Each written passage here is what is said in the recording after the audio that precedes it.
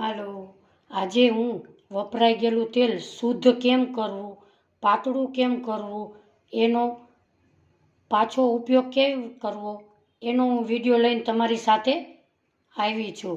તો મારી ચેનલને લાઈક શેર ને સબસ્ક્રાઈબ કરવાનું ભૂલશો નહીં. હાલો, જય શ્રી કૃષ્ણ. મારા કિચનમાં બધાનું હાર્દિક સ્વાગત છે. આજે હું વપરાઈ ગયેલું તેલ શુદ્ધ કેમ કરવું, પાતળું કેમ કરવું, પાછું કેમ ઉપયોગમાં લેવું, એનો વિડીયો લઈને હું આવી છું. તો દોસ્તો, મારી ચેનલને લાઈક શેર ને સબસ્ક્રાઈબ કરવાનું તો ભૂલતા જ નહીં.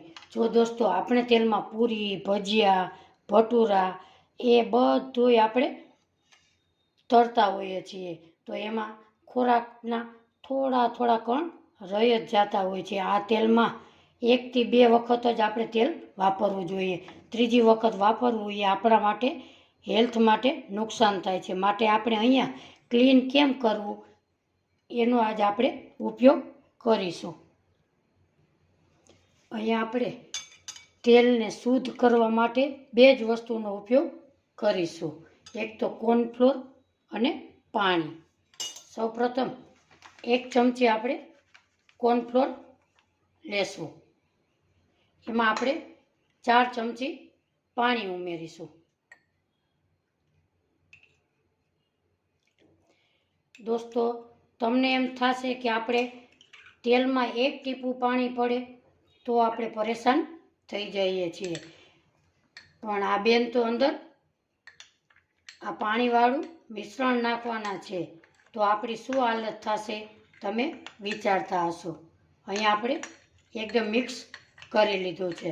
હવે આપણે એ બધું મિશ્રણ આપણે તેલમાં ઉમેરીશું. આપણે આવી રીતે બધું તેલમાં ઉમેરી દીધું છે. હવે આપણે ગેસ તરફ જાશું. અહીંયા આપણે ગેસ ઉપર એક તપેલું મૂક્યું છે. એમાં આપણે તેલ છે એ ઉમેરી દેશું. આ તેલ એકદમ અંદર કણ છે એ બધા એનો ઉપાય થઈ જશે. આવી રીતે ધીમા ગેસે સતત આપણે હલાવતા રહેશું.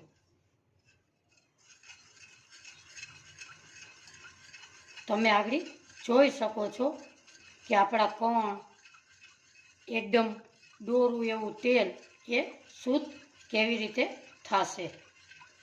આવી રીતે આપણે સતત હલાવતા રહેશું. આપણે કોર્નફ્લોર નાખ્યો છે એનું એકદમ સરસ લોચા જેવું બની જશે. સતત આવી રીતે આપણે ધીમા ગેસે હલાવતા રહેશું.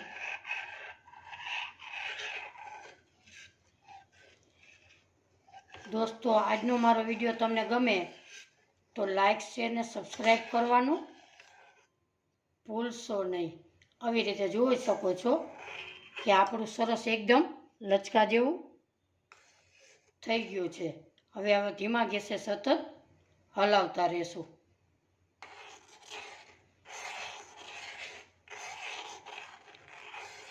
આવી રીતે સતત ધીમે ધીમે હલાવતા રહેશું.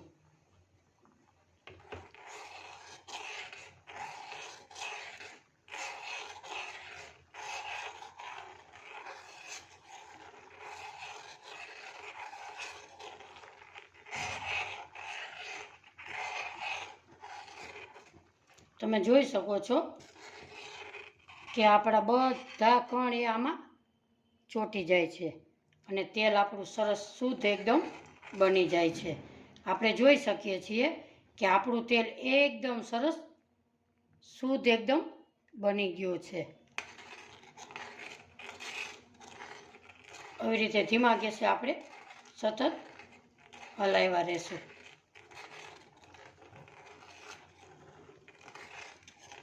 આપણું તેલ સરસ એકદમ શુદ્ધ બની ગયું છે. આપણે હવે ગેસની ફ્લેમ બંધ કરીશું. આપણું તેલ એકદમ તાજું સરસ બની ગયું છે. હવે આપણે 2 મિનિટ એને ઠરવા દેશું. આપણું તેલ એકદમ સરસ ઠંડુ થઈ ગયું છે. આપણે બાઉલમાં ગાળી અને જોઈ લઈએ કે આપણું તેલ કેટલું સરસ તાજું બન્યું છે.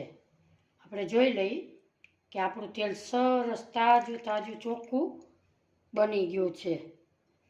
આજની મારો વિડીયો તમને ગમે તો મારી ચેનલને લાઈક શેર અને સબસ્ક્રાઈબ કરવાનું ભૂલશો નહીં.